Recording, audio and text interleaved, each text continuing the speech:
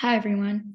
My name is Sana, and the question I will be answering today is, how do neonicotinoid pesticides harm bees?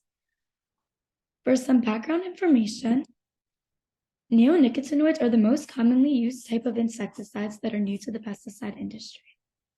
Neonicotinoids are accounted for by 25% of all insecticides used. Now, keep in mind that this isn't just in the United States, but this is actually worldwide. They were first utilized in the 1980s, but gained popularity in the 1990s and early 2000s. These pesticides are mainly used on lawns, agricultural crops, golf courses, gardens, and in flea and tick pet treatments to keep pests away. Neonicotinoids are so controversial because they're eliminating more than just pests and are killing bees, butterflies, and other serviceable insects, such as pollinators, which further impacts the environment. There have been studies done that have proven that neonicotinoids are not necessary in protecting plants and that there are alternatives to these harmful insecticides. Due to the effect neonicotinoids have on the nervous system of insects, European countries have begun banning these insecticides. Neonicotinoids are systemic pesticides, meaning that they are absorbed after they are applied to a plant's soil, roots, or the seed of a plant. Essentially, as these plants grow, the neonicotinoid will be soaked up, making the whole plant toxic and lethal to pollinators. Only 2 to 5% of the neonicotinoid is used up by the plant, meaning that the remaining 95 to 97% goes directly in the soil. This contaminates other plants growing nearby, and not just other plants growing nearby, but it can contaminate plants for miles because rain or irrigation water can carry them far enough to contaminate new soil, other plant life, and even water supplies that further carries on to distribute in fields or other places where farming is done. This is a huge problem because neonicotinoids remain active for several years.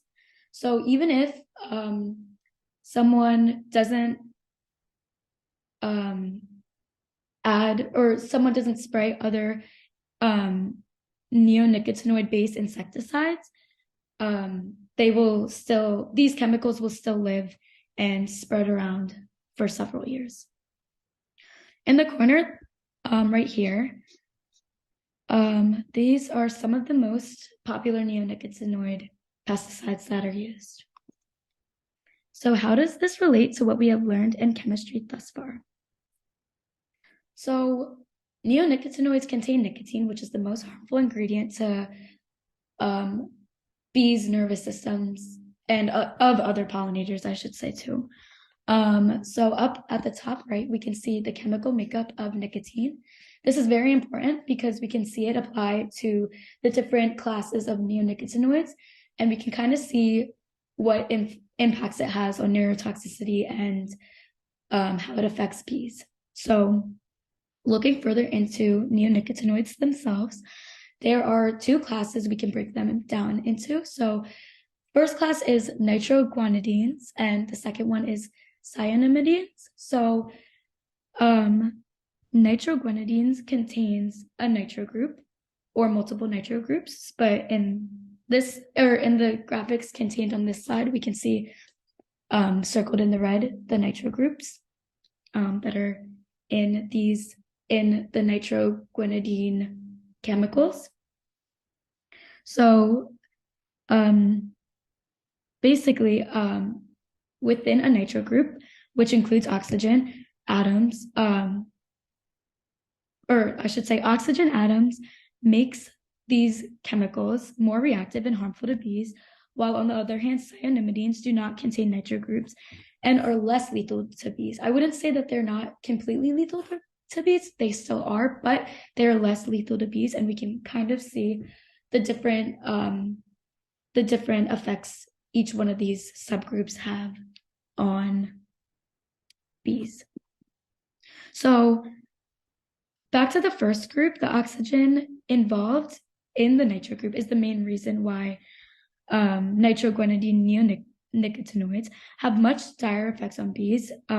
Again, oxygen is highly reactive and polar in these chemicals, so when bees ingest them, they will experience many more symptoms, and we will go further into these symptoms on the next slide.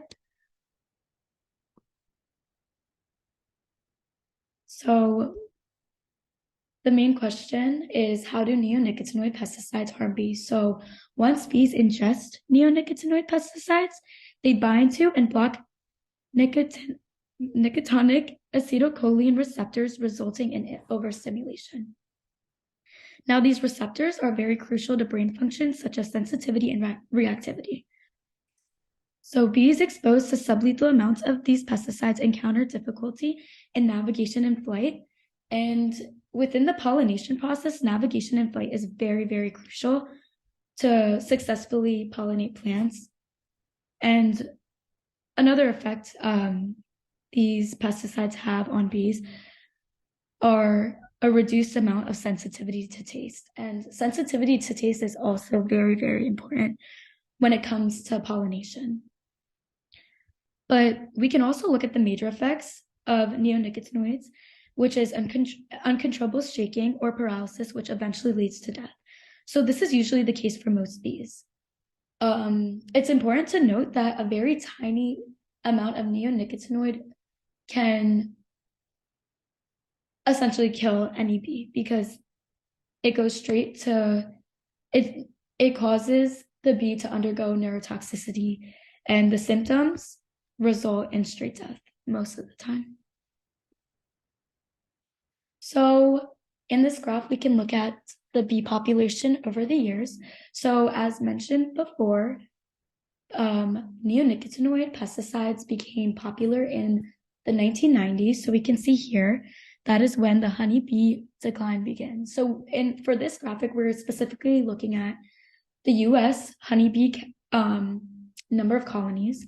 So honeybees, I should have mentioned this earlier, but honeybees are actually the most affected by neonicotinoids. So basically, in the 1990s, we can see the decline begins, and we can see these bees, or the amount of colonies begins to decline exponentially. Between 2007 and 2009, we can see that the population begins to improve.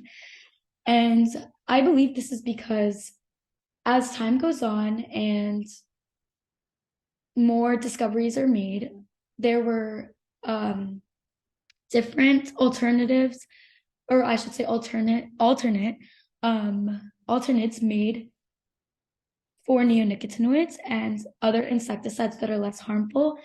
And as this problem began to become, or as more attention was drawn to this issue, more and more things were put in place to start avoiding the use of neonicotinoids. And essentially, bees or honeybee colonies began to be more preserved because of the exponential decrease that was seen over the years, starting in the 1990s. These are the sources I used to help me find all of this information. Thank you so much.